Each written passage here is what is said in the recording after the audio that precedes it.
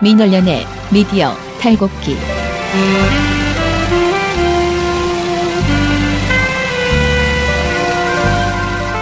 민원련의 미디어 탈곡기 61화 시작하겠습니다. 그 반응이 그게 뭐야? 제가 지금 굉장히 몸이 좋지 않아서. 자, 저는 민원련의 김원경 사무처장이고요. 네, 미디어 탈곡기의 이장입니다. 네, 저는 부녀회장 배나은 활동가입니다. 네, 탈곡기에 털려서 편도염에 걸린 이봉우 활동가입니다. 어디 탈곡기 핑계를 대? 본인이 지금 주말에 방만한 생활을 하고 와서 지금 사무실에 차지를 빚고 있으면서 환절기가 아니군요 지금은. 한여름에 한여름에 에어컨 너무 세게 틀어놓다가 저처럼 또 어디 또 핑계를 대? 편도염에 걸리지 마시고 건강 조심하십시오. MBC를 사랑하는 여러분, 더 이상의 패배는 없다. 오로지 승리만 있을 뿐. 우리가 돌아왔다. 마홍춘. 어느새 닫힌 공간이 돼버린 KBS는 어쩌면 우리 사회의 축소판인지도 모릅니다. KBS가 다시 국민들 곁으로 진정한 KBS의 주인을 찾아 걸어가고 있습니다. 정권의 충성, 진실 눈 감아 어이가 없어 더 이상 못 참아. 공영방송으로서 언론의 자유와 공공성 회복이 시급하다 촉구하고 싶고요. 또 해직 기자들의 복직 즉각 이루어져야 된다 촉구하고 싶고. 공정방송 사수 국민의 품으로. 민원련의 KM 되찾기 뉴스.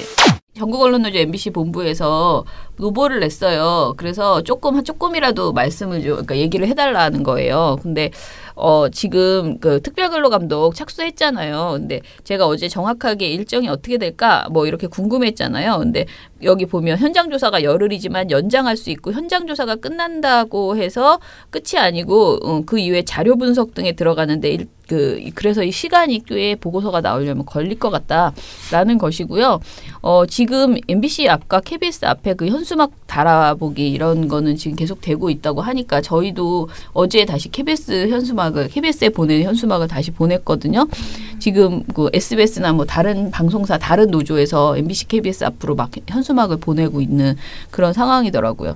자, MBC 그 노보 중에서 다른 거는 사실 여러분들이 다 아는 내용이어서 그리고 우리가 여러 번 얘기를 했어요. 왜 MBC가 그 특별근로 감독을 받아야 하는지에 대해서. 그다음에 MBC 사측과 자유한국당의 그 성명이 판박이더라 이런 이야기를 했고요. 그리고 춘천 MBC도 특별근로감독을 신청했다고 합니다. 춘천 MBC는 지금 심각한 상황이어서요.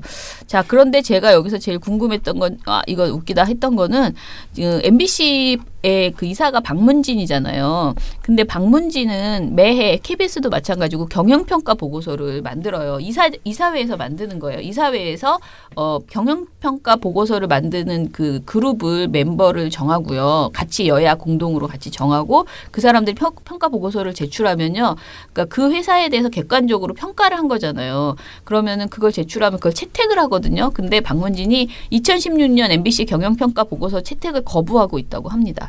근데 그 거부하는 이유가 분야가 뭐냐면요. 보통 이게 경영평가 보고서라고는 하지만 보도에 대해서도 평가를 하고요. 진짜 경영 있잖아. 그런 것도 평가하고 뭐 재정 문제, 법률 문제 이런 거 다 평가하거든요.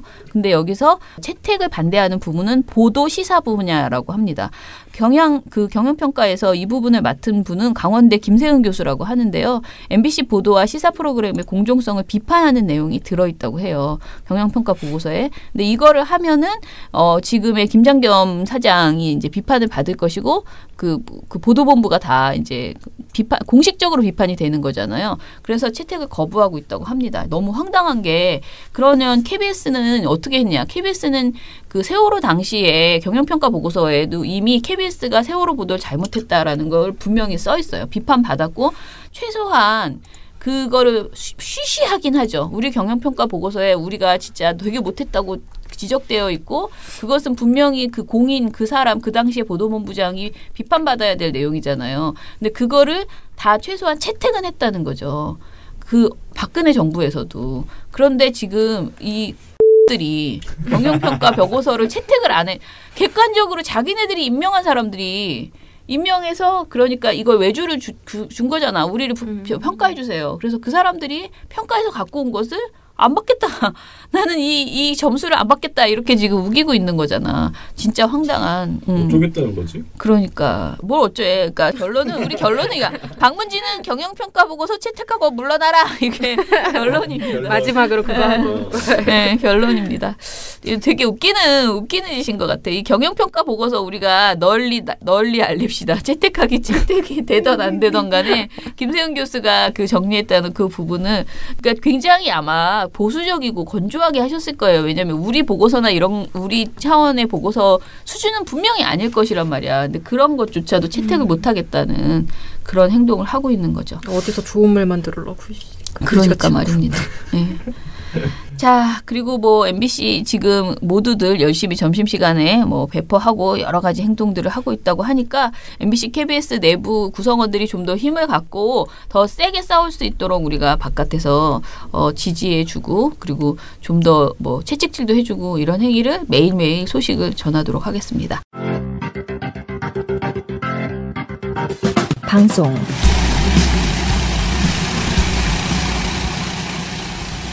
이거는 아시는 분들이 많을까 모르겠어요. 적을 것 같아요. 왜냐하면 TV조선에 워낙 관심들이 없으시기 때문에 요새 MBC 뉴스 시청률이 뭐 1%, 2%다 그러지만은 TV조선이 더 낮거든요. 예. 그래서 TV조선이 더 낮은 그 상황을 타파하기 위해서 많은 노력을 기울이는 것 같아요. 네. 그래서 TV조선이 7월 1일 날 여름 개편이라는 신기한 개편을 강행을 해서 네. 일단 메인 뉴스의 포맷을 확 바꿨습니다. 원래 7시 40분쯤에 하던 메인 뉴스 시간대를 9시로 옮겼습니다. 네, 요거는 이제 KBS를 어떻게 한번 쫓아해보겠다는 그런 보관인가요? 아무튼 KBS를 제외하고 전부 8시 뉴스거든요. 지금 7개 방송사가 6개 방송사가 KBS만 9시고 TV조선이 한번 이렇게 차별화를 해보겠다는 그런 생각인 것 같아요. 9시로 옮기시고 결정적으로 메인 뉴스 앵커를 처음으로 외부 인사를 영입했는데 자 그동안 뭐 윤종호 앵커, 이화원 논설위원 아무튼 모두 조선일보 또는 TV조선 내부 인사였거든요. 그게 정상적이죠. 모든 뉴스가 그렇게 하죠 앵커를. 근데 처음으로 이 파격적인 외부 인사를 영입했는데 놀랍게도 전원책 변호사를. 시청자 여러분 안녕하십니까. 오늘부터 새롭게 시작하는 TV조선 종합뉴스 9의 진행을 맡은 전원책입니다. 이분으로 말할 것 같으면 윽박지르기, 남의 말 끊기 이런 걸로 유명한 이 보수 논객 아니겠습니까? 이분을 메인 뉴스 앵커로 영입을 했어요. 네, 9시 뉴스에. 그래서 이분이 또 어쨌든 간에 앵커로 들어오려면 입사를 해야 되잖아요. 그래서 기자직으로 또 입사를 했어요. 이분이 기사 경력이 전무한 분입니다. 야, 진짜 무리수. 기자 최단기간 만에 앵커 입성. 네. 뭐 이걸로 단기간이라고 할 것도 없는 게 그냥 하루 만에. 낙하산. 그냥 곧바로 앵커로 부임을 한 거예요. 기자로 입사하자마자. 내부에서 불만의 목소리가 없는지 참 궁금해요. 있겠죠. 네, 열심히 일한 기자들 입장에서는 사실 상당히 배알 꼴리는 일이거든요. 아무튼 간에 강행을 해서 7월 3일부터 월요일부터 뉴스가 시작이 됐습니다. 우리 미디어 탈곡기 청취자 여러분들 중에서는 TV조선 뉴스를 안 보기 때문에 잘 모르실 것 같은데 7월 3일 뉴스를 제가 봤죠. 그래서 전원책 체제의 첫 뉴스가 어떻느냐. 자, 일단 가장 귀추가 주목되는 부분은 발음과 어떤 말투. 근데 이분이 전원책 변호사가 본인도 이 타 매체와의 인터뷰에서 무리수로 비춰졌으면 어떡하나 이런 우려를 했더라고요. 그래서 그런지 상당히 말투와 어떤 억양에 있어서는 조심을 많이 하시더라고요. 일단 말을 굉장히 천천히 하시고 근데 사투리를 안 섞으려고 노력을 하는데 어쩔 수가 없어요. 네. 그거는 뭐. 네, 그래서 이게 그러니까 단어 전달이나 이런 게 안 되는 건 아니에요. 굉장히 애를 쓰고는 계시지만 억양과 이 사투리는 어쩔 수가 없다. 그래서 김명우 기자입니다. 뭐 이런 식으로 하는데 김명우 기자가 보도합니다. 뉴스로 보세요. 실제로 이렇게 해요. 그래서 기자 이름이 잘 전달이 되지 않는. 네. 아무튼 이런 식의 하지만 노력을 많이 하셨다. 그래서 발음과 뭐 전달력 이런 부분에서는 그래도 크게 문제 삼을 수는 없겠다. 노력 많이 하셨다 이렇게 평가할 수 있겠고요. 문제는 TV조선 뉴스의 내용이죠. 그래서 이 첫날부터 전원책 체제의 뉴스가 어떻게 되느냐. 그래서 일단 역시 톱보도부터 심상치가 않은데 7월 3일 지금 7월 3일뿐만 아니고 7월 5일 우리 지금 방송하고 있는 7월 5일도 이 지금 폭우 때문에 많은 걱정이 있습니다. 그래서 톱 보도가 KBS, MBC, MBN이 폭우가 톱 보도였고요. SBS는 오바마 전 대통령을 만난 문재인 대통령, 그리고 JTBC는 국민의당 녹취 조작 사건, 채널 A는 톱 보도가 골프 연습장 납치 살해 사건. 이 정도면 톱 보도가 다 뭔지 그래도 이해가 가시죠? 네. TV조선은 자사 여론조사. 네? 톱 보도. 뭘 여론조사했어요? 자, 여론조사를 뭐 여러 가지 하셨어요. 정당 지지도부터 시작해서 문재인 대통령 지지도 이런 거 뭐 주기적으로 하는 거니까 할 수 있는 건데 톱으로? 네, 톱으로. 그러니까 일단 톱으로 이걸 냈다는 것 자체가 아무튼 놀라운 사실이고, 톱으로 낸 여론조사 내용 중에 이게 톱이에요. 뭐냐면은 김상곤, 송영무, 조대엽 3명에 대한 임명 여론. 임명을 찬성하느냐 찬성하지 않느냐. 네, 이 중에서 이미 김상곤 후보자 같은 경우에는 보고서가 채택돼서 넘어갔죠. 그러니까 임명이 되는 겁니다. 송영무, 조대엽은 7월 10일까지 재송부 요청을 했습니다. 청와대가. 그런 상황에서 이 세 사람에 대한 임명 찬성 여부를 여론조사를 해서 그걸 톱보도로 낸 거예요. 도대체 왜 그랬을까? 이미 청문회도 다 끝났는데 뭘 이렇게 여론조사를 하나 싶은데, 아무튼 간에 근데 이거를 보도하는 태도가 더 이상한 게, TV 이 전원책 변호사가, 전원책 앵커라고 할게요. 이제 전원책 앵커가 톱보도로 시작하는 멘트가 이런 거예요. 새 후보자를 임명해야 한다는 응답은 10명 중에 2명 정도에 그친 것으로 조사가 됐습니다. 그러니까 국민 대다수가 반대하고 싶은 말을 하고 싶은 거예요. 근데 여론조사 내용을 보면요, 어떻게 되냐면은 송영무 후보자 같은 경우에는 지명 철회나 사퇴 요구 여론이 40.8%, 야당과 더 협의해서 결정해야 한다는 게 35%, 임명해야 한다는 19%. 그러니까 10명 중 2명이 찬성했다는 거는 맞아요. 19%니까. 그런데 중요한 부분은 야당과 협의해서 결정해야 된다가 35%거든요. 자, 다른 후보자도 마찬가지입니다. 조대엽 후보자 자진 사퇴 또는 지명 철회 30.7%, 야당과 협의 42.5%, 임명 찬성 22%. 김상곤 후보자 자진 사퇴 철회 27%, 야당과 더 협의해라 40%, 임명해야 한다 28%. 그러니까 기본적으로 야당과 더 협의해야 한다는 여론이 40%가 넘어요. 세 후보자 같은 경우 다. 임명 여론은 뭐 김상곤 후보자가 30% 가까이 나타난 거 외에는 전부 20%가 맞고요. 그러니까 이거를 임명을 찬성한다는 여론이 10명 중 2명밖에 안 됩니다. 이런 식으로 보도하기에는 사실 무리가 있죠. 야당과 더 협의해라. 이거는 부정적이라고 보기 어렵잖아요. 네. 그러니까 TV조선이 여론조사 자체는 욕 안 먹으려고 사실 좀 잘했어요. 제가 질문지를 봤는데 여론조사 대상자가 답할 수 있는 선택지 중에 야당과 더 협의해야 한다는 이 중간 선택지를 넣은 것 자체가 사실 잘한 거거든요. 그런데 여론조사 해보니까 그게 너무 높게 나온 거야. 부정 여론이 많이 나와야 되는데. 내 맘 같지 않게. 네, 맘 같지 않아 국민들이. 그러니까 지명 철회 또는 자진 사퇴가 막 이렇게 50% 넘게 나오고 그래야 좋은 건데 TV조선 입장에서는. 그래서 어쨌든 간에 여론조사 결과 그렇게 나오니까 어쨌든 임명 찬성 여론은 10명 중 2명밖에 되지 않니, 이런 식으로 프레임을 잡아서 보도를 하는 거죠. 그래서 이거를 톱보도로 내는 것 자체도 이상하지만 지금 폭우가 쏟아지고 사실 저는 채널A가 톱보도로 골프 연습장 납치 살해 사건을 낸 것도 사실은 선정주의에 입각한 태도라고 보여요. 맞아요. 네. 근데 다른 방송사 보세요. 일단 세계 방송사가 폭우, 당연히 폭우해야 돼요. 지금 심각한 문제이기 때문에. SBS 한미 정상회담 이후에 오바마 대통령을 만난 문재인 대통령. 요 정도. 왜냐면 6월 30일 날 그 바로 전 주말에 그 한미 정상회담이 끝났으니까 지금 한미 정상회담에 대한 어떤 후속 조치 보도가 계속 나오고 있거든요. 7월 3일까지도. 그러니까 할 수 있는 보도죠. 근데 왜 TV조선만 자사 여론조사를 해가지고 이런 보도를 냈을까? 자, 여기서 끝나지 않습니다. 두 번째 보도도 자사 여론조사인데 이거는 한미 정상회담에 대한 긍정 또는 부정 평가, 이걸 할 수 있어요. 근데 세 번째 보도가 참 이상한데, 세 번째 보도가 뭐냐면은 문재인 정부가 추진하고 있는 탈원전 정책, 신재생 에너지 정책, 이게 갈 길이 멀다, 이런 보도입니다. 걸림돌이 한두 개가 아닙니다.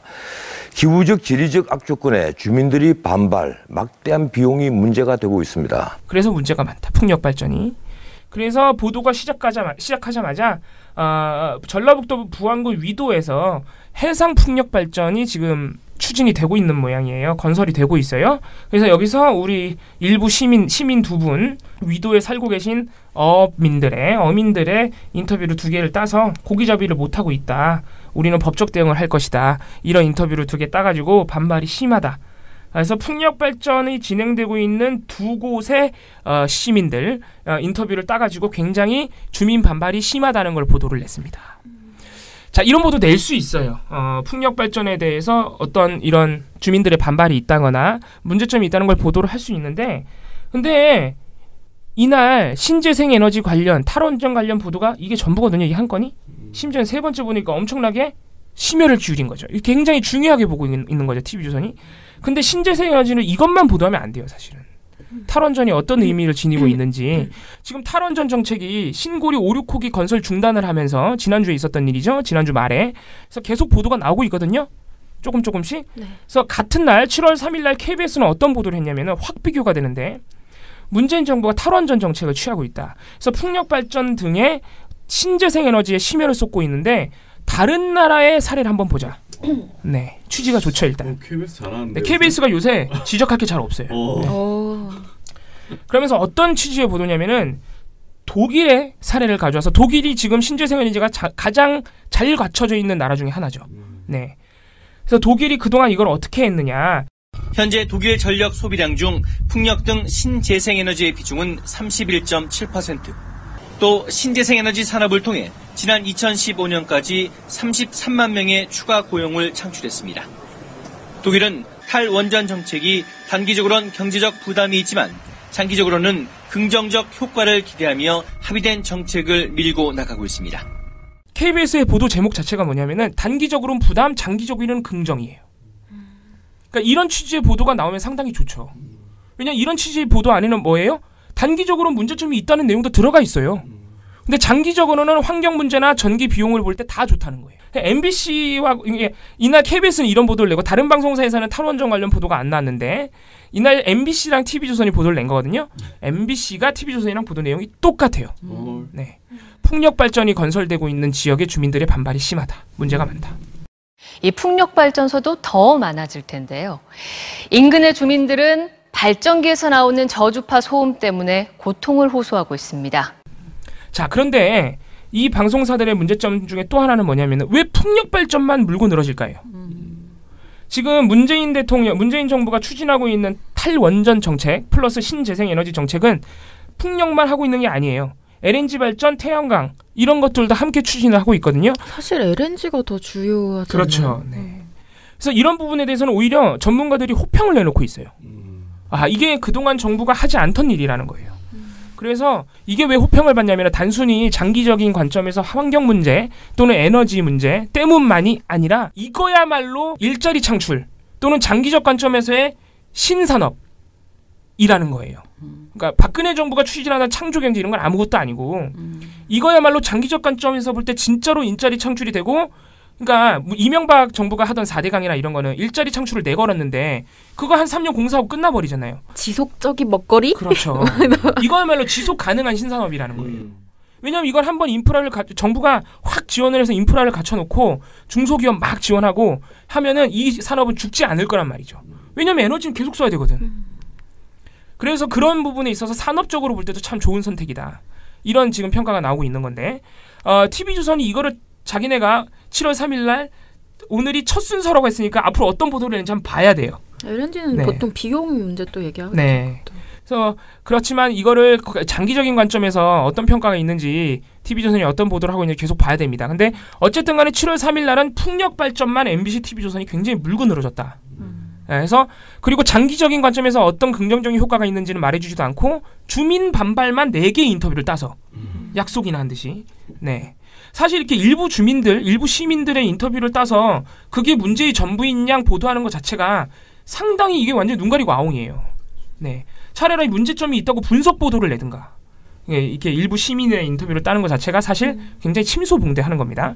아무튼 그런 보도를 냈고, 이게 끝이 아니에요. 지금 TV조선은 7월 3일 전원책 체제의 첫 뉴스가 여러 가지 문제점을 노출했는데, 요게 이제 TV조선이 그동안 애용하던 아이템 중에 하나인데 한동안 안 나오다가 우리 전원책 변호사가 TV조선 특집입니다. 그러면서 이어서 TV조선 특집입니다. 통일문화연구원과 함께 100명의 중국 거주 탈북 여성을 만났습니다. 이 브로커에게 속아 인신매매로 팔려온 경우가 대부분입니다. 그 처참한 삶을 심층 취재했습니다. 꽃다운 젊은 여성들이 인권 사각지대에서 몸을 팔거나 남을 속여야 근근히 먹고 살 수 있는 최악의 상황에 내몰려 있었습니다. 이거 어디서 봤던 것 같은데? 이거 너무 TV조선이 자주 해 사실. 이 조중동이 되게 자주 써먹는 아이템이에요. 북한 인권에 대해서 때릴 때 그러니까 결론은 뭐냐면 우리 정부가 북한 인권에 대해서 너무 안일한 태도를 취하고 있다. 우리 정부라기보다는 그동안엔 야권이었죠. 네. 아무튼 그런 보도인데 일단 문재인 정부를 때리는 내용은 아닙니다. 근데 이 다음 보도에 나오는데 아무튼간에 첫 보도는 르포 보도인데 뭐냐면은 중국에 거주하고 있는 탈북 여성들의 삶은 취재해본 결과 마약을 강제로 하거나 성매매를 하면서 어렵게 살고 있다 이거예요.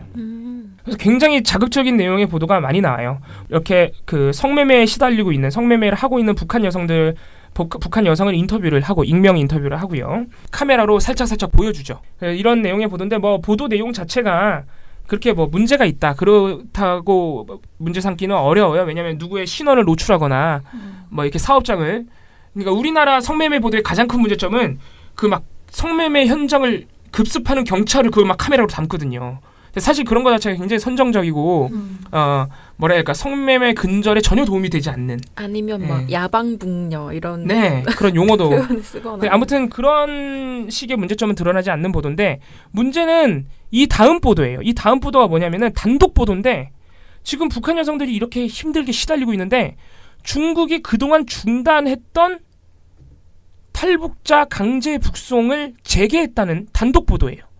근데 웃긴 게 북송을 다시 재개한 중국의 소식을 전하는 단독 보도인데 그 이유가 사드 때문이래. 예, 북한 관련 뉴스 하나 더 전해드립니다. 사드 문제가 생각지도 못한 곳에서 파장을 낳고 있습니다. 지난 10년간 크게 줄었던 중국의 탈북자 강제 북송이 최근 사드 갈등 이후 다시 본격화되고 있습니다. 북송 대기 중인 탈북자가 100명에 이르는 것으로 전해집니다. 자, 그 근거가 뭔지 한번 볼게요. 인권단체 휴먼라이트워치라고 있습니다. 휴먼라이트워치가 밝히기로는 최근에 중국이 북한의 탈북자를 강제 북송하기로 했다. 그래서 휴먼라이트워치가 하지 말라고 편지를 보냈다. 시진핑한테. 근데 휴먼라이트워치 이 단체에 따르면 지금 강제 북송을 대기하고 있는 탈북자가 100명에 이른다고 한다. 그러면서 그 이후로는 사드가 꼽히고 있다 하고 끝이에요. 근거가 없어.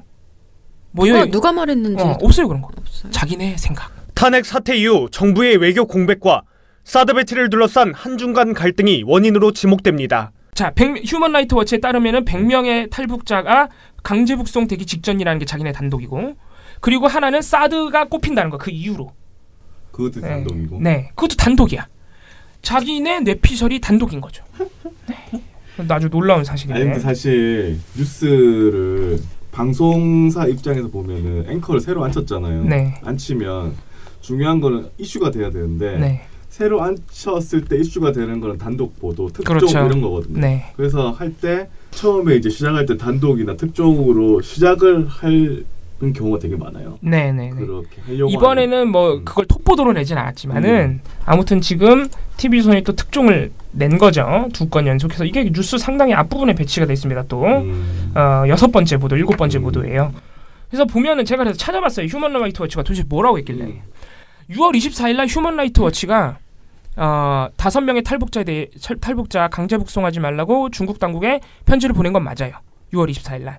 그리고 6월 27일 날 하나의 보도가 더 나와요. 휴먼라이트워치에서. 문재인 정부에 대해서 문재인 정부가 강제 북송에 대해서 좀 강력하게 행동할 필요가 있다. 또 29, 30일 날 한미 정상회담이 예정돼 있으니까 지금 미국이 상당히 중국을 그 인신매매, 반인권 국가로 낙인을 다시 3단계로 내리면서 2006년 이전 수준의 최악의 인권 국가로 다시 낙인을 찍었단 말이에요. 그래서 그런 거 얘기하면서 문재인 정부도 정상회담 과정에서 이 강제 북송 얘기를 할 필요가 있다. 이런 식의 성명을 냈어요. 자, 강제 북송에 대한 최근 보도가 이 두 개가 전부예요. 휴먼라이트워치에서 홈페이지에서. 강제 북송이 100명이 대기 중이다. 또는 뭐 강제 북송을 재개하고 있다. 이런 내용이 하나도 없어요. 심지어는 휴먼라이트워치가 그 이전, 그러니까 지금 TV조선이 10년 동안 중지됐던 강제 북송이 재개됐다고 했거든요. 근데 막 2012년, 2013년 이럴 때 휴먼라이트워치가 중국이 강제 북송한다. 그러면서 이렇게 성명 낸 게 또 있거든요. 10년 전이 아니잖아. 쭉 하고 있다는 거거든. 네. 그러니까 TV조선이 여러모로 뻥을 친 거예요. 100명이란 숫자도 근거가 없고 10년 동안 중단했다는 것도 근거가 없어요. 휴먼 라이트 워치, 휴먼 라이트 워치를 인용했다 그러는데 휴먼 라이트 워치에 따르면 그렇지가 않은 거예요. 뭔가 노무현 정부 때 그랬다가 다시 안 그러니까 그랬다가 그런 것처럼. 문재인 정부에서 또 그런 것처럼 말하려고. 딱 10년이라는 숫자가 거기에 얽히죠. 노무현 정부 때까지는 강제 북송을 하다가 이명박 정권이 들어서니까 안 했는데 이런 뉘앙스죠. 그런 워딩은 없어요 보도에. 10년 전이라고 했어요 그냥. 네. 10년 전에 중단됐다가 하지만 나의 내피셜에 따르면 심지어 사드 때문이라고 하잖아. 더더욱 휴먼 라이트 워치에는 모든 기사에 사드가 언급이 안 돼요. 언급이. 강제 북송을 떠나서. 그러니까 대단히 이상한 보도를 한 거죠. 거의 뇌피셜에 가까운 단독이죠. 도대체 이거를 뭐라고 해명할지 모르겠어요. 일단 휴먼 라이트 워치는 그런 게 없어요.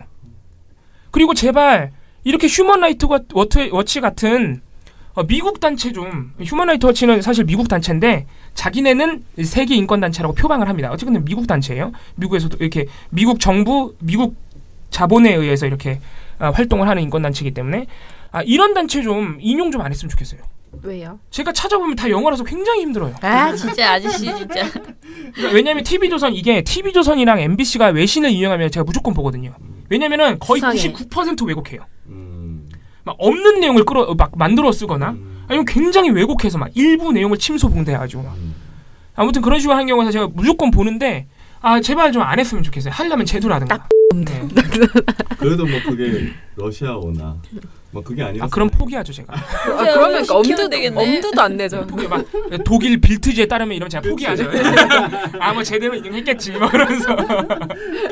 네, 아무튼 그래서 TV조선이 여러모로 상당히 지금 전원책 체제에서도 이상한 보도를 많이. 근데 사실 TV조선이 굳이 뭐 전원책 체제라고 해서 이런 이상한 보도를 냈다기보다는 원래 이상했는데. 네. 그래도 전원책 체제라서 좀 특종을 냈다 싶은 거는 북한 탈북 여성들이 성매매에 시달리고 있다는 르포 보도 직후에 강제 북송.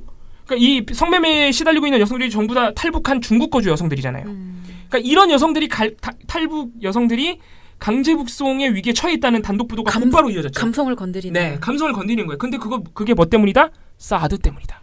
다 2단 콤보. 제가 볼 때는 이게 이제 약간 전원책 체제에서의 이렇게 확 내놓는 특종이 아니었나 그런 생각이 듭니다. 근데 뭐 별로 전혀 화제가 되지 않고 있고. 네, 다른데 받아 쓴 데가 없어요. 네. 아무튼 그래서 TV조선이 여전히 애를 쓰고 있다. 뭐 전원책 체제라서 특별히 이상해졌다기보단 뭐 하루 더 이상했다 이 정도로. 그러니까 오늘도 이상했고 네. 뭐 그런 거. 네, 이 정도로 정리하겠습니다. 시민이 단결만 하면 언론 집회 세력 무조건 이깁니다. 왜 종편이라고 하는가 하면 종일 편파 방송만 한다고 종편이. 종일 편파 방송이 내 욕이 나오고 엉터리 여론조사 발표 나오고 그래갖고 국민 여론을 보도를 하고 종편이 그 4개 중에 2개는 없애버리고. 모든 언론 세탁기 여사 돌리겠습니다. 아니죠. 우리는 민원연의 미디어 탈곡기에 넣고 확 돌리겠습니다. 민원연의 미디어 탈곡기.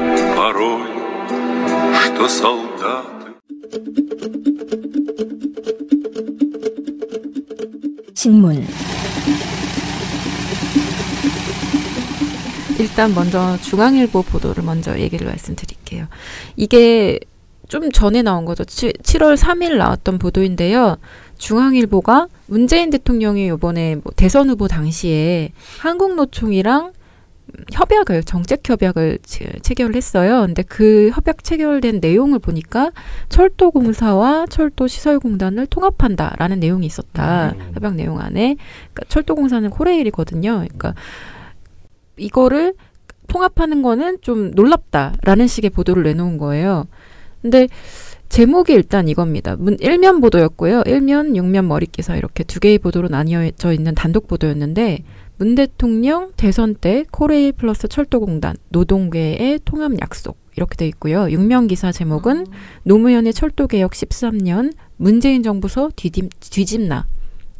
이 제목을 보면 느껴지시겠지만 네. 중앙일보는 이거를 또 다시 통합하는 것 자체를 약간 반개혁적인 행위라고 판단을 하고 있는 것이에요. 그게 어떤 의미를 지니고 있는지 설명을 좀 해주실 수 있을까요? 그렇죠. 그러니까 그거랑 같이 얘기를 드릴게. 네네. 일단 6월 29일에도 근데 중앙일보가 문제는 이런 보도를 계속 냈어요.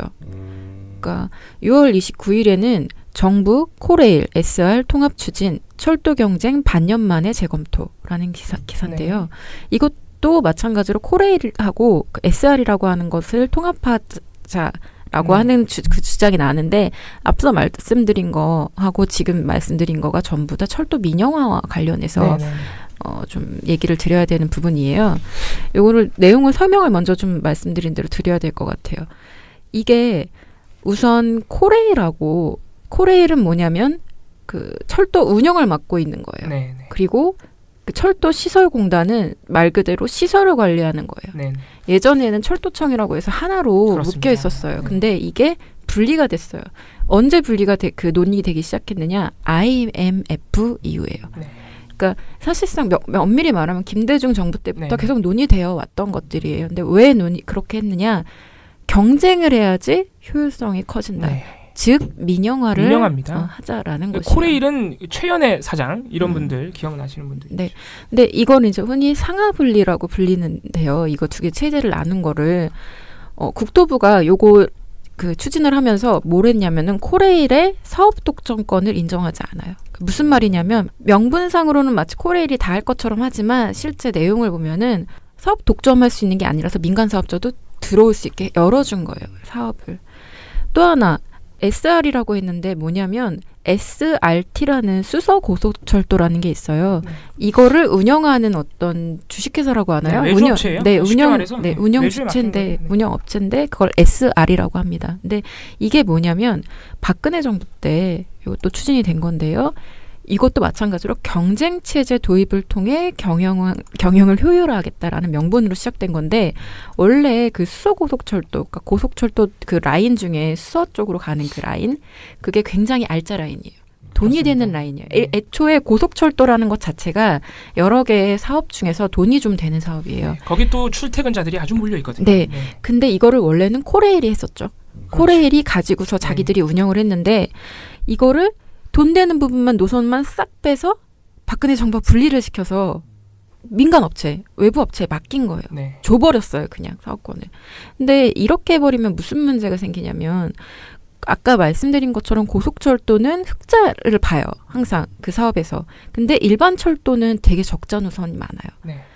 근데 일반 철도에서 돈이 안 된다고 그 노선을 없애버리면 공익성이 부합하지 않죠. 그 철도 이런 운송 같은 것은 사실 돈 되는 것보다는 시민들이 이용할 수 있게 편리성, 공공성을 우선시해야 되는 것이죠. 공공성을 띈 사회 기관 산업이죠. 다. 그렇죠. 그렇기 때문에 공기업으로 운영을 하는 것이고요.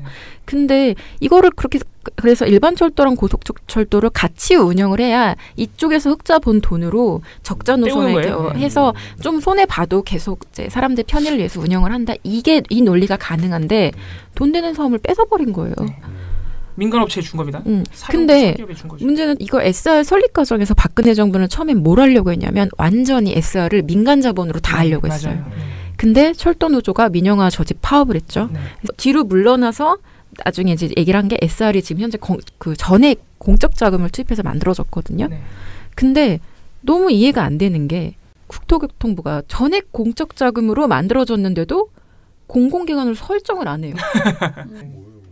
그래서 그냥 공공기관이 아니에요. 여기는 감사 이런 그런 게 없어요. 그냥 민간 사업자예요. 공적 기금으로 만들어졌는데. 그러니까 아무도 지금 이해를 못해요. 이런 짓을 하는.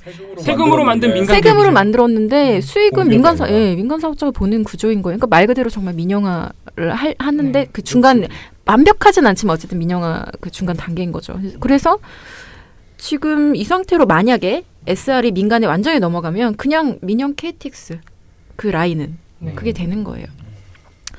또 하나의 문제점이 뭐냐면 그 SR 아까 말씀드린 그 라인하고 코레일이 그럼 경쟁 관계에 놓이잖아요. 사실상. 그러면 경쟁 관계에 놓인 상태에서 무슨 일이 일어나느냐. SR이 뭐 할인 이런 걸 막 내놔. 그러면 코레일도 거기 뭔가 좀 맞춰야 돼. 안 그러면 이게 경쟁이 안 되는 거야.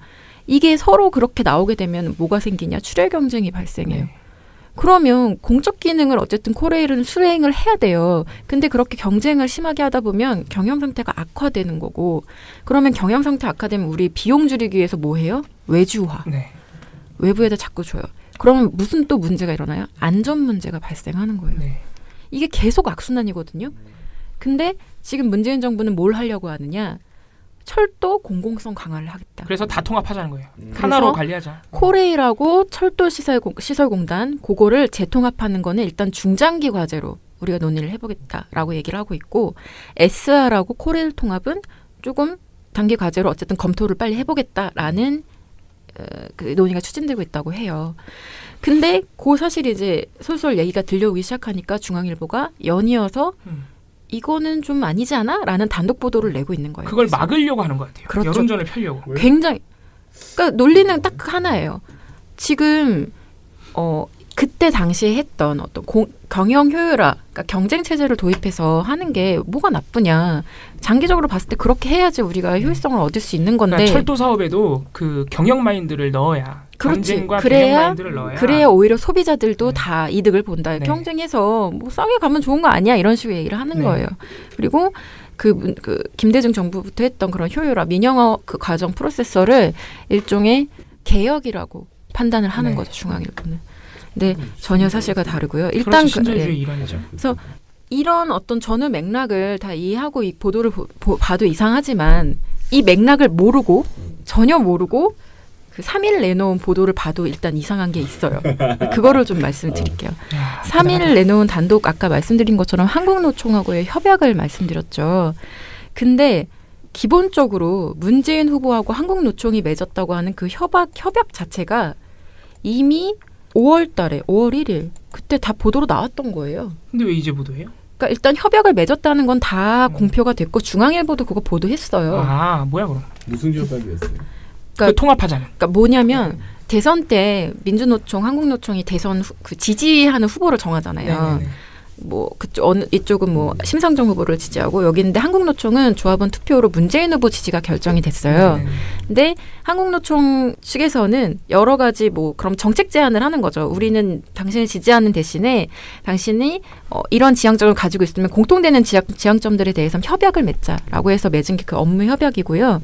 사실 이런 형태의 업무 협약은 대선 때마다 반복이 돼요. 많아요, 되게. 네, 반복이 되고 각종 그 직능 단체들 있죠. 직능 단체들이랑 협약 무지하게 맺어요. 노조, 뭐 시민단체 직능 다 전부 그렇게 맺고 박근혜 대통령도 이런 걸 많이 맺었어요. 대선 장애인연대 뭐 이런 것처럼 뭐 아주 많은 여러 가지 형태의 이렇게 뭐 협약을 맺어서 체결하고 그걸 이후에 약속을 이행하려고 하고 했죠. 근데 협약 내용도 비밀이 아니에요. 왜냐하면 일단 한국노총이 이걸 홈페이지에다가 체결 및 향후 이행 계획 문서를 올려놨어요. 그냥 아무도 로그인 안 해도 들어가서 볼 수 있어요. 아, 지금 중앙일보가 그거를 비밀 협약이라고 보도한 거예요? 비밀 협약은 아닌데 마치 처음 밝혀진 것처럼 그 문서를 딱 보여주면서 밑줄을 쳐놓고 그 부분에 되게 단독인 것처럼. 네, 되게 막 깜놀? 어떻게 이런 협약을? 막 이런 그런 뉘앙스로 교묘하게 단독이나 이런 거 붙이진 않았는데 단독을 붙였어요. 붙였어요? 네, 일명기사, 익명기사 다 따로 해서 단독이라고 해놨어요. 되게 처음 발견된 것처럼. 되게 처음 발견되고 되게 충격인 것처럼 보도를 했어요. 뭐야 붙여야지. 그리고 더 어이가 없는 건 일단 그 홈페이지 내 문서하고는 별개로 문재인 대통령 자체가 그렇게 할 거라고 미리 대선 공약을 냈었어요. 그럼 뭐야? 도대체 특종도 아니구만 그럼. 그러니까 사람들이 다 기사를 본 다음에 이해가 안 된다. 이게 뭐지? 뭐 하는 거지? 그러니까 그냥 정말 어그로를 끌고 싶고 이걸 막고 싶으니까 공공성 강화되는 걸 막고 싶으니까 민영화가 중단되는 걸 막고 싶으니까 정말 뭐라도 해본 거예요. 일단 그 문재인 대통령이 대선 당시에 내놨던 것 그러니까 공약 자체가 뭐냐면 경제정의 실천 시민연합이라는 곳이 4월 19일 날 4월 19일 날 후보자 5명한테 철도 그 상하통합에 대한 의견을 물었어요. 공식 질의를 했어요. 했더니 이것과 관련해서 답변이 와서 이미 4월 19일 날 공개가 됐어요. 참 올해도 됐다. 네. 근데 여기에 대해서 문재인 그 당시 후보, 그다음에 안철수 당시 후보, 그리고 정의당 심상정 후보가 다 통합에 찬성한다라는 입장을 밝혔단 말이에요. 그러니까 막 이거는 놀라울 일도 아니고 내가 대선 공약 걸었고 그거 같은 나랑 뜻을 같이 하는 그 노조랑 협약도 맺었고 대통령 당선된 다음에 이행하겠다. 이 아주 그냥 자연스러운 일련의 흐름들인데 중앙일보는 이거를 막 무슨 기사를 읽어보면 아시겠지만 미략을 맺었고 그게 지금 마치 발각된 것처럼 보도를 하고 있는 거예요. 아 정말 그럼 정말 이건 나쁜 보도인 게 아니 민영화가 싫으면 논리적으로 합리적으로 논쟁하는 보도를 내야죠. 논쟁 정책적으로. 네. 그래서 다른 보도, 그러니까 이어지는 보도들이 혹시 그런 내용을 담고 있을까 봤는데 어떤 수법을 쓰느냐. 아까 말씀드렸던 그 육면 머리 기사 노무현의 철도개혁 13년 문재인 정부 뒤집나 이 기사는 그런 내용들을 담고 있어요. 외국 사례들을 담고 있는데 여기에 소개된 외국 사례들이 상당히 이상합니다. 그러니까 사례로 소개된 나라들이 영국, 프랑스, 독일인데요. 네. 기본적으로 어떤 사례를 이렇게 보여주면서 그걸 근거로 이 사업을 추진해야 된다라고 얘기를 하려면 걔네가 그걸 한다라고 얘기하고 끝나는 게 아니라 그 사업을 했더니 어떤 효과가 났느냐, 좋은 효과가 났다라는 것들이 반드시 추가적으로 붙어야죠. 왜냐하면 이런 민영화 사업 같은 경우는 뭐 선진국이든 아니든 다 정권이 바뀔 때마다 조금씩 바뀌어요. 그 정책 자체가. 근데 뭐 어떤 정권에서는 부작용을 인지하고서 뭐 할 수도 있겠지만 또 보수 정권이 들어선다던가 그러면 바뀐단 말이에요. 정책 기조가. 그러면 한국 언론은 그런 흐름 자체를 이렇게 보면서 큰 맥락을 봐줘야 되는 거죠. 이게 우리 한국에 도입했을 때 어떤 효과를 낼 것인가. 근데 중앙일보 보도에는 그런 게 없고요. 그냥 영국도 했다. 영국도 하려고 하고 있다. 사대주의입니까? 프랑스도 막 이런 방향으로 가고 있다. 독일도 마찬가지로 이렇게 하려고 한다. 우리도 해야 된다. 약간 그런 뉘앙스인 거예요. 다른 부연 설명이 없어요. 이걸로 인해서 걔네가 어떤 효과를 얻었는지 이런 게 없고 그냥 민간 사업자들 걔네 더 많이 늘어났다. 그 방향으로 가고 있는 거야. 이렇게만 얘기를 하고 있는 거죠. 그리고 또 하나는 이렇게 직접 비교를 할 수가 없는 게 각 나라마다 상황이 달라요.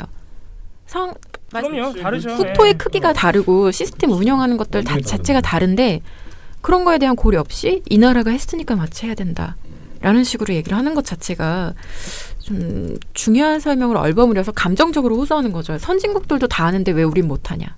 약간 이런 논리인 거죠.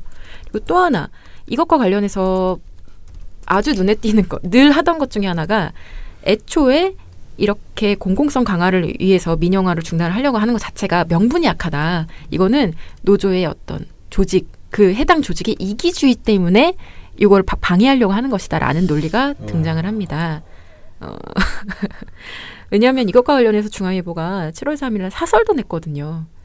제목이 철도개혁 10년 역주행, 누굴 위한 정책인가. 이건데요. 말씀을 드릴게요. 코레일의 치산성 약화는 수익성이 좋은 SR을 독립시켰다거나 철도 체계를 시설과 운영으로 분리해 생긴 문제와는 거리가 멀다. 근데 왜 거리가 먼지는 말을 안 해줘요. 근거는 없어 역시.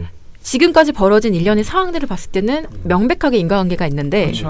혼자 그냥 아니라고만 말을 하고 있는 거예요. 결론은 그냥 지워버렸네. 네, 그러면서 중앙일보가 생각하는 진짜 원인은 이거예요.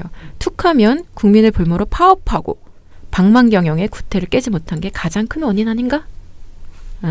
그러면서 노조에 휘둘리면 경쟁력도 떨어지고 국민만 피해를 보게 된다.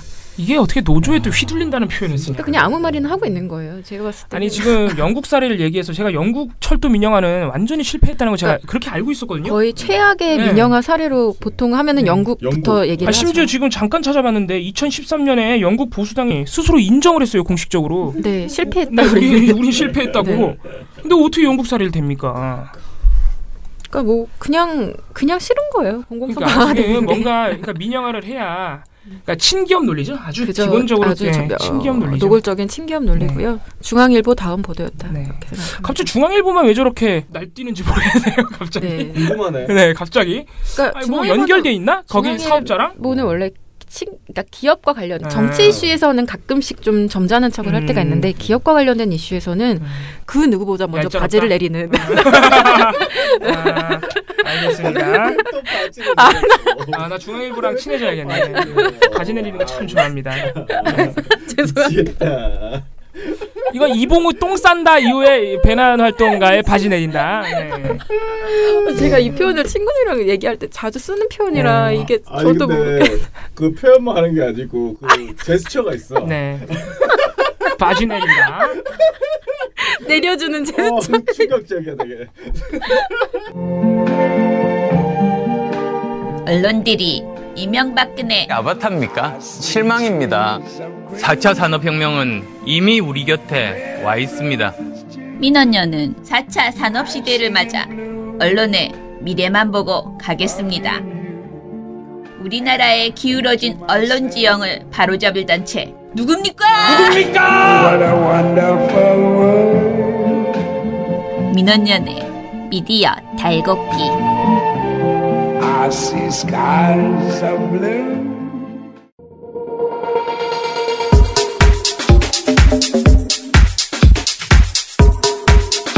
종편. 저는 종편에서 어제 보고서를 뭘 냈냐면은 지금 종편은 조선시대라는 제목의 제목 정말 좋네요. 네.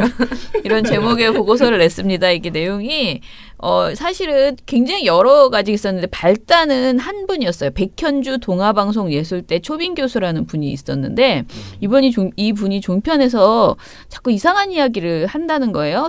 동아방송예술대 초빙 교수라고 하니까 아마 이제 연예계 쪽 소식을 주로 많이 리액션 하시는 그쪽 소식이 나오면 주로 많이 발언하시는 그런 분인데 이분이 이제 나와서 한 발언을 우리 활동가 한 명이 이제 이게 있는데 이건 어디다가 넣기도 참 그렇다. 우리 보고서가 대부분이 이게 정치 쪽 관련된 내용이니까 어디다 넣기도 그런데 마음에 안 든다라고 이제 보고를 하면서 어떻게 할까요? 이런저런 고민들을 이제 해서 이 사람을 다 뒤져보라. 이 사람이 최근에 했던 말을 다 한번 찾아봐. 이거 말고도 또 있을 거야라고 이제 그렇게 아이디어를 줘서 뒤지기 시작하니까 진짜 이 방송에서 이분이 백현주 씨가 한 말이 진짜 황당한 말이 많다라는 것을 알게 됐고 그걸 하다 보니까 이 사람만 문제가 아니고 종편에서 황당한 발언이 굉장히 많구나. 근데 뭐냐면 성차별적 발언이에요. 그러니까 우리가 그동안은 성폭력이나 이런 거 관련해서는 좀 성인지적 감정이 떨어지는 그런 이야기들을 많이 한다고 얘기했는데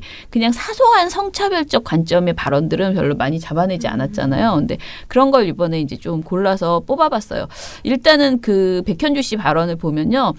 백현주 씨가 이제 MBN에 나오는데 MBN 뉴스 앤 이슈에 나옵니다. 근데 6월 27일에 이국주 씨를 주제로 김은혜 진행자와 백현주 씨가 이야기를 나눴대요.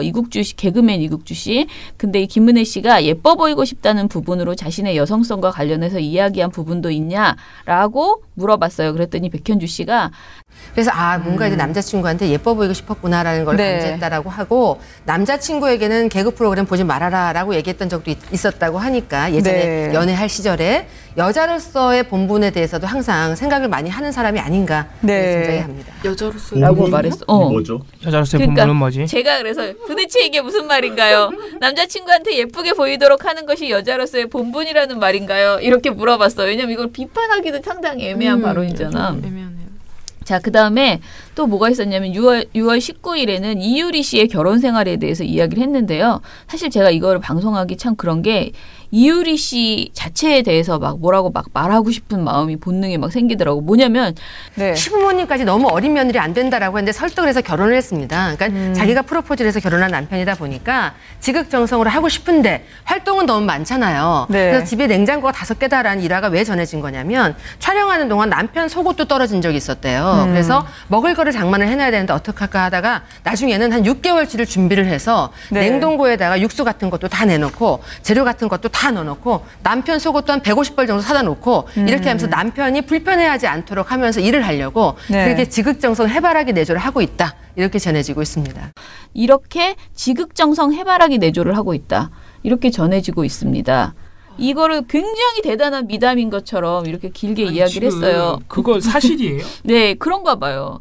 여기에 자막에 국민 악녀 이유리 남편에겐 특급 내조. 드라마 촬영하면 약 6개월에서 8개월 동안 집안 살림 못해 음식 미리 만들어 냉장고 5개 구입. 남편 속옷 150벌과 수건 300장 구입. 근데 속옷이랑 수건 그렇게 많이 구입하는 건 좀 부럽네요. 저도 돈 있으면 한 번 쓰고 다 버리고 싶습니다. 세탁이 참 너무 귀찮아요. 그건 그렇네. 그래서 아니 이게 본인을 위한 게 아니잖아.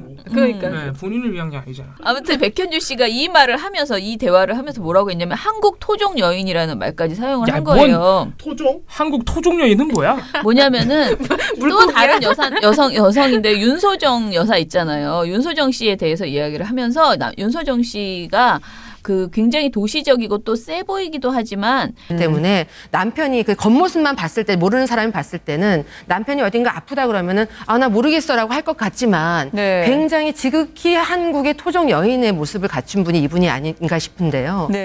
라고 하면서 윤소정 씨가 남편을 잘 간호했다? 뭐 이런 이야기들을 했어요. 그래서 아무튼 굉장히 여자로서의 본분, 한국 토종 여인의 모습 이런 발언이 상당히 웃겼고요. 토종 남자는 뭘까 그럼? 그러니까 토종 정상이라는 이런 말도 있는데 6월 28일에 이명규 씨 이분은 탤런트였는데 이분이 방송에 나와서 얘기한 게 자신이 사치스러웠고 여자인데도 아내가 오히려 검소했다는 발언을 한 적이 있습니다. 여자인데도 이렇게 그러니까 이분의 고정관념이 백현주 씨가 굉장히 이런 말을 많이 하는 거 본인이 여자 아니에요? 네, 여자예요. 내면화돼 있는 거야. 그래서 아무튼 이런 발언들을 쭉 해서 우리가 백현주 씨 때문에 이 문제를 이제 찾기 시작하다 보니까 더 황당한 얘기가 마구마구 나왔는데요. 제가 잠깐 얘기했지만 MBN의 뉴스빅 5에서 6월 16일 배우 김성령 씨가 그 재미있는 에피소드라면서 아들을 낳고 남편에게 1억 원을 받았다는 소식을 전했습니다. 근데 사실 저는 이 내용 자체가 언론에서 회자되는 것이 부적절하다고 생각을 해요. 네. 그러니까 이런 내용은 본인이 말했어도 사실 뉴스로 다뤄주지 않아야지 이게 가장 그리고 좋습니다. 왜 뉴스라는 이름이 들어간 프로그램에서 이런 걸 다룹니까? 근데 이제 윤영걸 전 매경닷컴 대표가 뭐라고 했냐면 남편이 애 낳을 때마다 1억 원씩 줬다잖아요. 그 남편이 굉장히 어떻게 보면 그 전략적인 거 아니에요? 애는 많이 낳고 싶은데 부인이 싫어하면은 어떻게 할 수가 없잖아요. 그러니까 인센티브로 1억이 준 거죠. 근데 와이프한테 1억 준다고 해서 그 돈이 어디 갑니까? 다 집안에 있는 돈이죠. 그러니까 머리를 남편이 잘 쓴 거죠. 아무튼 간에 너무 황당한 이야기를 해서 아이를 낳으라는 그런 이런 태도를 아무튼 너무 말도 안 되는 이야기를 했어요. 거기서 더 웃긴 건요. 재산 한 30억 넘으면 상속세 한 40% 내잖아요. 그러느니 애들 낳을 때마다 1억씩 주는 걸로 해서 그래서 애들을 손자들을 각자 집에서 3명씩 이렇게 낳았다고 자랑하더라고요. 이런 어떤 회장님이 이런 말을 했다는 거잖아요. 이런 자랑을 했다는 건데 며느리한테 돈 줘서 애를 낳게 했다는 발언은 서슴치 않는 이런 아무튼 황당한 말이 안 나오네. 경악을 금치 못할 수준의 이런 방송 사람들이 볼까? 그러니까 아니 윤영걸 씨 진짜 이거는 심히 넣어야 되는 수준의 지금 거의 그 양성평등 조항을 완벽하게 지금 어긴 말도 안 돼. 그다음에 이웅혁 건국대 교수가 MBN의 뉴스앤이슈 지금 다 MBN이에요 모두가 6월 15일에 김은혜 진행자가 남성분들은 자기 손으로 세탁기 돌리기 힘든 분의 경우에는 조론하자라고 하면 긴장감이 돌지 않나요? 김은혜 진행자 자체가 문제가 있어요. 그랬더니 건국대 이용혁 교수가 뭐라 그러냐면 옆에 이른바 아내가 있어야 좀 그 심부름 같은 것도 좀 도와줄 수도 있고 밥도 좀 해줄 수 있고 이것은 계속 좀 유지하고 싶은 것이죠. 정직하긴 하네요. 진짜. 라고 답했거든요. 그랬더니 이용혁 씨가 또 뭐라 그러냐면 실제로 조론을 한다고 한다면 혼인 자체를 일단은 끝나는 것이기 때문에 그럼 실질적으로 이렇게 보조해주고 이른바 가부장적인 이 위치를 인정받는 이것도 결국은 함께 박탈되어야 된다. 이거는 결론을 이르다 보니까 이게 약간 자기 고백인데요. 조론하면 나 같은 사람은 가부장적인 위치를 잃어버려서 싫어 이거잖아요 지금. 그렇지.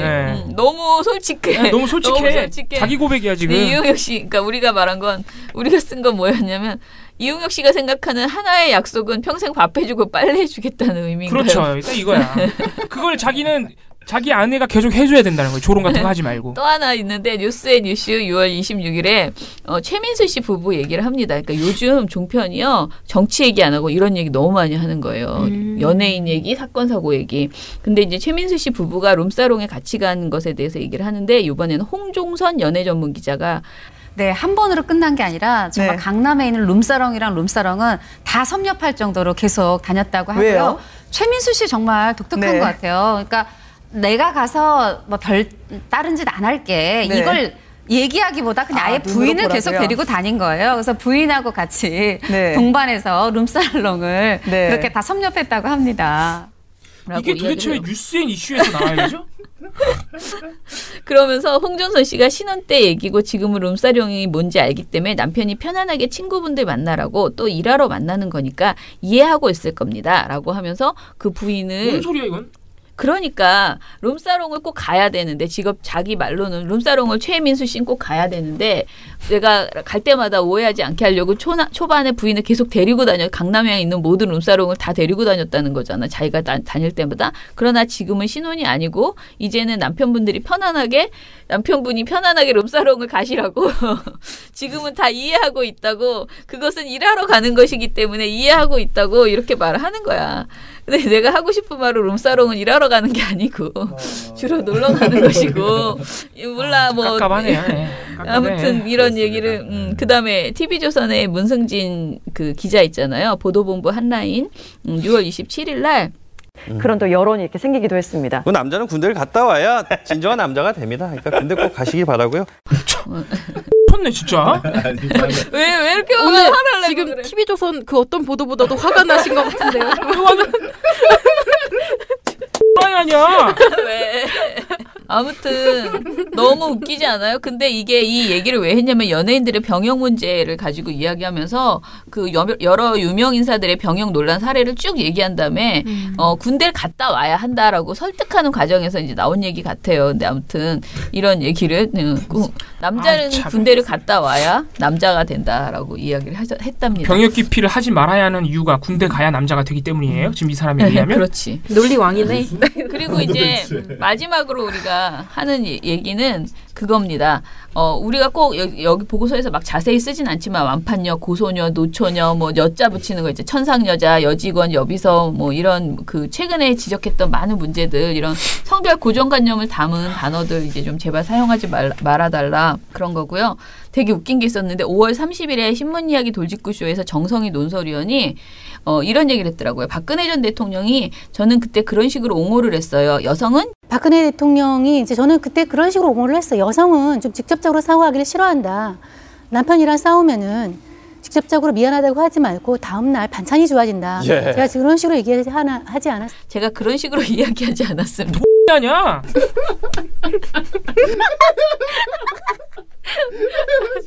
아니 503님은 방송 이거 만들 수 있겠어?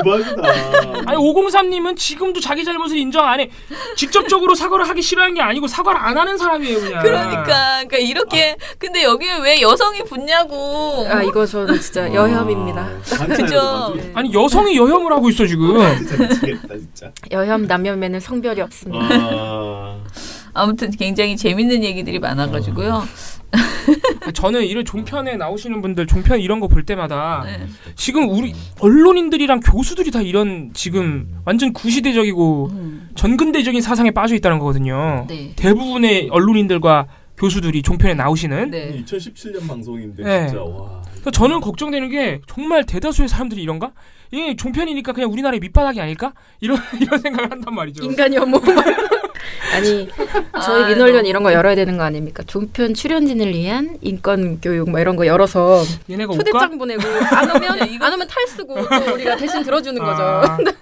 진짜 심각합니다 진짜. 6월 28일에 보도본부 한라인에서 김대우 기자가 엄앵란 씨와 아마 이 신성일 씨의 에피소드 같은데 엄앵란 씨 에피소드라고 하면서 보트를 타고 나가서 키스씬을 촬영하는 장면이었는데 네. 그곳에서 이제 감독의 레디고가 그 있은 후에 끝났다고 했는데도 불구하고 계속해서 못 들은 것처럼 해서 엄앵란 씨에게 이 그런 어떤 사랑의 메시지를 전달을 했다고 합니다. 그리고 또 남성적이네요. 그렇게 얘기를 했다는 거야. 네, 우리 김미선 앵커. 김미선 앵커가 너무 웃기지 않아요? 그러니까 아무리 그 옛날 좀 예전 이야기라 하더라도 무슨 남자 배우가 여배우한테 감독이 끝났는데 계속 키스하면 이건 범죄죠, 남성적인 게 아니고 범죄인 거예요.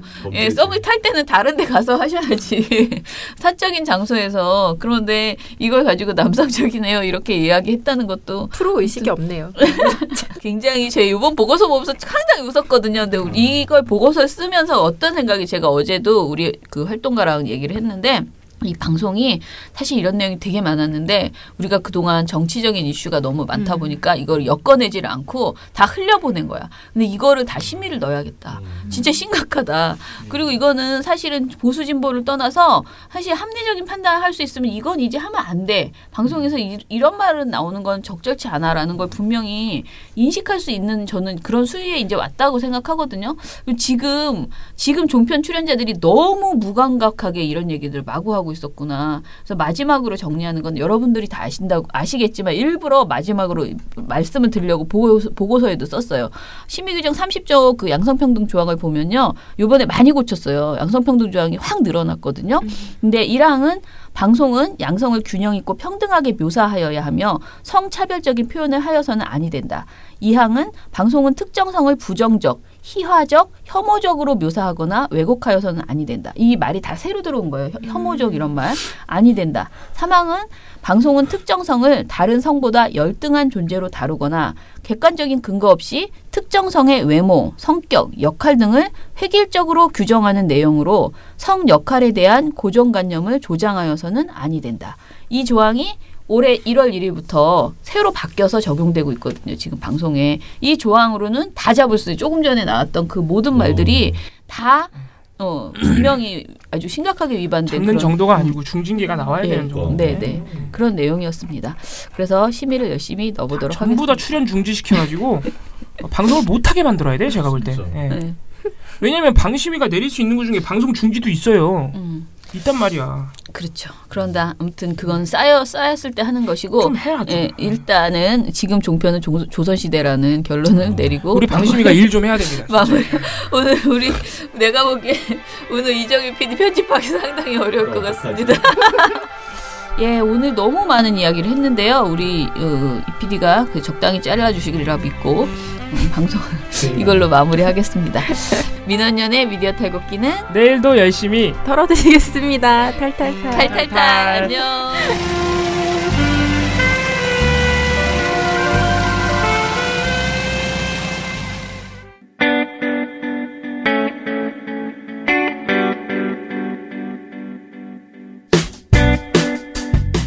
안녕하세요. 민원연의 이봉우 활동가입니다. 우리나라에서 언론의 문제는 민주주의의 문제입니다. 독재와 부패 기득권을 대변하는 언론들은 아직도 살아있습니다. 민주주의의 문제는 곧 우리 삶의 문제입니다. 사주의 입장을 반영한 권력의 욕심을 투영한 언론, 이들을 감시하려면 전문성과 꾸준함 그리고 투명함이 기초되어야 합니다. 민원연은 1984년부터 시민단체로서 언론을 감시해오고 있습니다. 민주언론 시민연합은 여러분의 소중한 후원으로 투명하게 운영됩니다. 민원연 후원으로 언론을 감시하고 견제하는 활동에 힘을 보태주세요. 민주언론 시민연합은 여러분의 소중한 후원으로 투명하게 운영됩니다. 회원 가입 및 후원 문의 전화번호는 서울 전화 02-392-0181입니다.